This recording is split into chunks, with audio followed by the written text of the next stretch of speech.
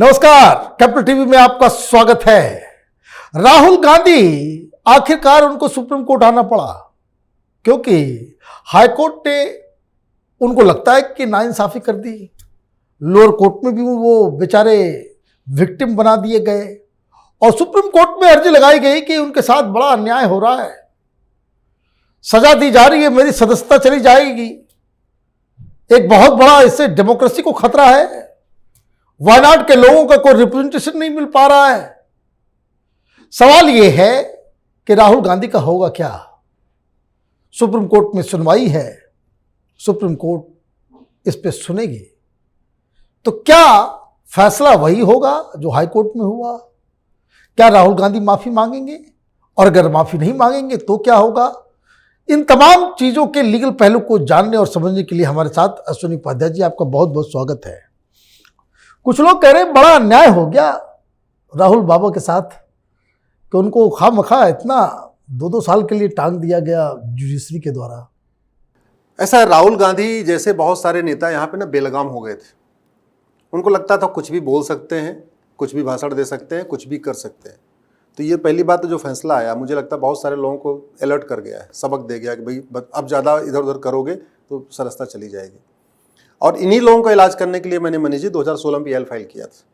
मैंने 2016 में PL file किया कि भाई सांसदों विधायकों को हर जगह वीआईपी व्यवस्था है, इनको कोर्ट में वीआईपी व्यवस्था करो, इनके लिए स्पेशल एमएलए एमपी कोर्ट बनाओ, इनका मुकदमा। हाँ, ये दर्शकों को जानना जरूरी है कि एक अगर नॉर्मल डेज होता तो होता क्या कि राहुल गांधी के ऊपर केस हो गया, 20 साल के बाद सुनवाई। पहले क्या होता था, चिदम्बरम के ऊपर केस आ गया, क्या आ गया कि भाई गलत ढंग से चूज किया गया है, इलेक्शन में प्रॉब्लम है। अब वो मामला सुप्रीम कोर्ट तक आया, फैसला होते होते 5 साल बीत भी गए, वो मंत्री बन के रिटायर भी हो गए और लेकिन फैसला नहीं। अगली बार दोबारा सांसद बन गए, अगली बार दोबारा सांसद भी बन के कोई फैसला है। तो अश्विनी उपाध्याय वो एक पीआईएल डालते हैं और इनके ही मामले में सुप्रीम कोर्ट ने एक स्पेशल व्यवस्था, जिसके बारे में बता रहे हैं कि वीआईपी व्यवस्था की गई कि कोई किसी एमपी एमएलए का मसला आएगा, उसको फौरन वीआईपी ट्रीटमेंट के साथ 2 साल के अंदर, एक साल के अंदर उसको निपटा रहा है। उसी के तहत राहुल गांधी निपट गए हैं। अब बताइए। नहीं, राहुल गांधी निपटे हैं, आजम खान निपटे हैं, मुख्तार अंसारी निपटे हैं, अफजाल अंसारी निपटे हैं, अतीक अहमद निपटे हैं, अतीक का भाई अशरफ अहमद निपटा है। ऐसे देश भर में 225 लोग निपटे हैं। ये अकेले राहुल गांधी नहीं। वैसे आपने इस देश के ऊपर बहुत बड़ा कल्याण किया, क्योंकि अदरवाइज देखिए लालू यादव नरसिम्हा राव को सजा कहां हुई? किसी को नहीं हुई सजा। सुखराम को सजा नहीं हुई। कितने सारे ऐसे लोग थे जो उनका केस खत्म होने के पहले खुद ही खत्म हो जाते थे, केस खत्म ही नहीं होता था। ये तो अब व्यवस्था आ गई कि इनका जल्दी जल्दी इनका दूध का दूध पानी का पानी हो रहा है। तो पहली बात तो ये विक्टिम कार्ड खेलना छोड़ दें। ये इन्होंने एक गुनाह किया है, पाप किया है, और अब जब एक व्यवस्था हो गई है तो उस व्यवस्था को फेस कर रहे हैं। इसलिए इनका 1 साल के अंदर डिस्ट्रिक्ट कोर्ट ने फैसला दे दिया, हाई कोर्ट ने भी 1 साल में फैसला दे दिया है, और सुप्रीम कोर्ट भी 1 साल में फैसला कर देगी। 2 साल की इनको सजा हुई है, इसलिए चुनाव नहीं, इनकी सदस्यता चली गई।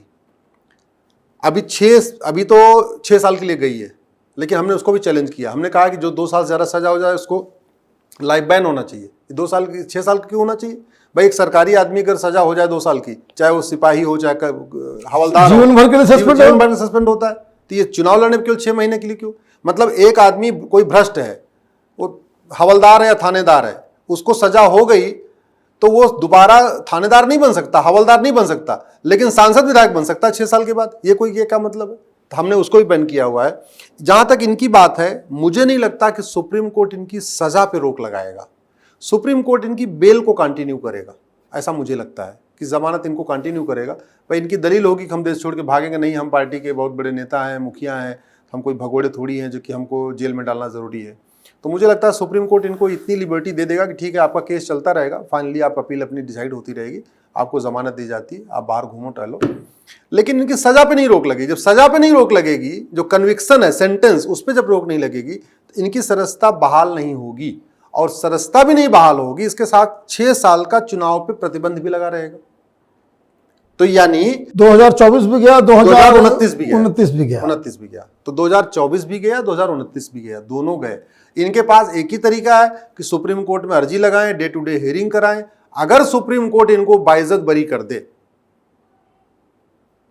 तब ये चुनाव लड़ सकते हैं। जिसकी संभावना मुझे लगता है नहीं, क्योंकि डिस्ट्रिक्ट कोर्ट ने बहुत रीजनड ऑर्डर दिया हुआ है, हाई कोर्ट ने बहुत रीजनड ऑर्डर दिया हुआ है। डिस्ट्रिक्ट कोर्ट में तो ये भी कहा गया कि भाई आप माफी मांग लो अगर आपको ये लगता है कि आप किसी को हर्ट नहीं करना चाहते, तो आप कह दीजिए कि भाई माफी, आपका ये इंटेंशन नहीं था। तो वहां तो इन्होंने डायलॉग मार दिया, कहते कि मैं सावरकर नहीं, मैं गांधी हूं। हाँ, तो ठीक है, बच्चा है, सावरकर नहीं है तो बढ़िया है, फिर केस अपने लड़ते रहें, क्या दिक्कत है। फिर अगर इनको इतना ही है कि मैं सावरकर तो बन भी नहीं सकते, सावरकर के पैरों की धूल भी नहीं है ऐसे लोग, सावरकर कहाँ से बनेंगे। लेकिन मेन विषय ये है कि अब टाइम आ गया है मनीष जी, इलेक्शन रिफॉर्म हो। देखिए, राहुल गांधी सजा याफ्ता है आज की डेट में, राइट, चुनाव नहीं लड़ सकते हैं, चुनाव सांसदी चली गई है, लेकिन कानून में खामियां हैं, इसलिए पार्टी के अध्यक्ष बन सकते हैं।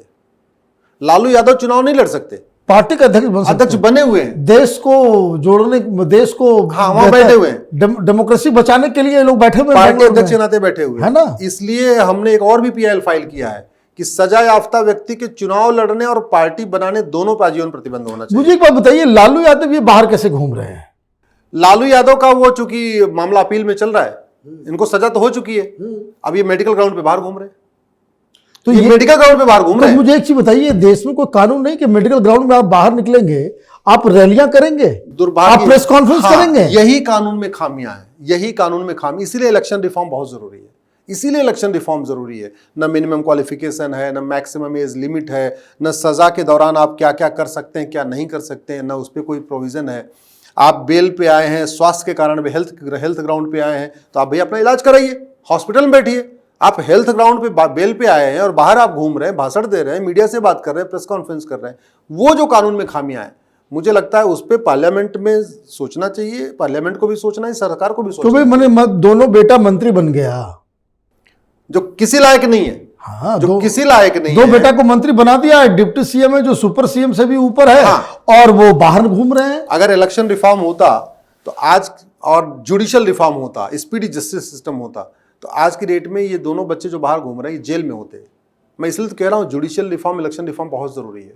ये घटिया कानूनों का फायदा उठा के तो ये पूरा बाहर घूम रहे हैं, चाहे वो तेजस्वी बाहर घूम रहे हैं, या अखिलेश बाहर घूम रहे हैं, या बहन जी बाहर हैं, या आपकी राबड़ी बाहर घूम रही हैं, या अखिलेश लालू यादव बाहर घूम रहे हैं, और नेशनल हेराल्ड में चाहे वो सोनिया गांधी, राहुल गांधी घूम रही है, राहुल गांधी घूम रहे हैं। ये केवल कानून की खामियां उठा के कर रहे हैं। मैं इसलिए सरकार से बार बार निवेदन कर रहा हूं, मैं तो पूरे देश में इसलिए घूम भी रहा हूं, इस देश में इलेक्शन रिफॉर्म, जुडिशियल रिफॉर्म की जरूरत है।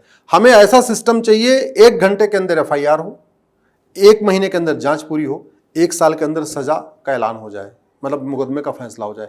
ये केवल एमएलए एमपी कोर्ट ने सबके लिए चाहिए, सबके लिए चाहिए, क्योंकि अल्टीमेटली पार्टी अध्यक्ष है, लेकिन इनके जो गुर्गे होते हैं नीचे, जो तोड़फोड़ करते रहते हैं, हंगामा करते हैं, पूरी बंगाल में हिंसा किया है।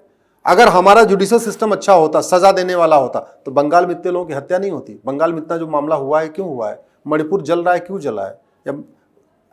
अगर हम क्विक सजा देना शुरू कर दें तो भारत में जो अराजकता है, और खासतौर पे जो पॉलिटिकल अराजकता है, राजनीतिक अराजकता है, या राजनीतिक पॉलिटिशियंस के जो संरक्षण में अराजकता फैलती है, चाहे वो कश्मीर में अराजकता फैली, चाहे वो बिहार में पहले जंगल राज था, या बंगाल में आज भी चुनाव, पंचायत चुनाव के बाद हुआ, वो इसलिए हुआ है क्योंकि सजा का खौफ नहीं है, कानून का खौफ नहीं है। उनको पता है कि ऐसे मुकदमा चला भी जाएगा तो गवाहों के बयान 10 साल तक होते रहेंगे, 10 साल तक होते रहेंगे। इसलिए जैसे सांसदों विधायकों के 1 साल के अंदर मुकदमा डिसाइड हो रहा है, सबका 1 साल के अंदर मुकदमा डिसाइड हो जाए, उसके लिए एक जुडिशियल चार्टर लागू करना पड़ेगा, एक सिस्टम बनाना पड़ेगा कि इस तरीके का मुकदमा 5 डेट में डिसाइड होगा, इस तरीके का मुकदमा 8 डेट में डिसाइड। दुनिया के कई देशों में जुडिशियल चार्टर है, police charter, judicial charter, election charter, ये दुनिया के कई देशों में है। दुर्भाग्यवश हमारे देश में नहीं है, उसी का खामियाजा उठा के पूरा लॉ एंड ऑर्डर सिचुएशन। तो आपको आखिर में क्या लग रहा है कि राहुल गांधी को सुप्रीम कोर्ट से भी कोई इस तरह का कि राहत नहीं मिलने वाली? कोई राहत नहीं मिलेगी, चुनाव नहीं लड़ पाएंगे, न 24 का लड़ पाएंगे, और अगर इन्होंने बहुत कोशिश किया तो हो सकता है 29 वाला लड़ लें, 24 वाला तो नहीं लड़ पाएंगे, क्योंकि मुझे नहीं लगता सुप्रीम कोर्ट 24 के पहले इनका केस डिसाइड करने वाला है। आपका बहुत बहुत धन्यवाद, आपने बताया कि भाई राहुल गांधी के साथ सुप्रीम कोर्ट में क्या होने वाला है। राहुल गांधी विक्टिम कार्ड खेल रहे हैं। अगर वो लोअर कोर्ट में ही जज साहब की बात मान लिए होते, वो कह दिए होते कि मेरा किसी को हर्ट करने का इरादा नहीं था, मुझे माफ़ी दे दी जाए, तो शायद इतना बवाल नहीं मचता। लेकिन उस समय कुछ सलाहकारों ने राहुल गांधी को कहा कि सस्पेंड हो जाओ, विक्टिम कार्ड खेलेंगे, प्रधानमंत्री मोदी को अन्यायी और डिक्टेटर बताएंगे, लेकिन ये पूरा दांव राहुल गांधी पे उल्टा पड़ गया है। आप देखते रहिए कैपिटल टीवी। हमारे वीडियोस को लाइक कीजिए, शेयर कीजिए और हमारे चैनल को सब्सक्राइब कीजिए। धन्यवाद।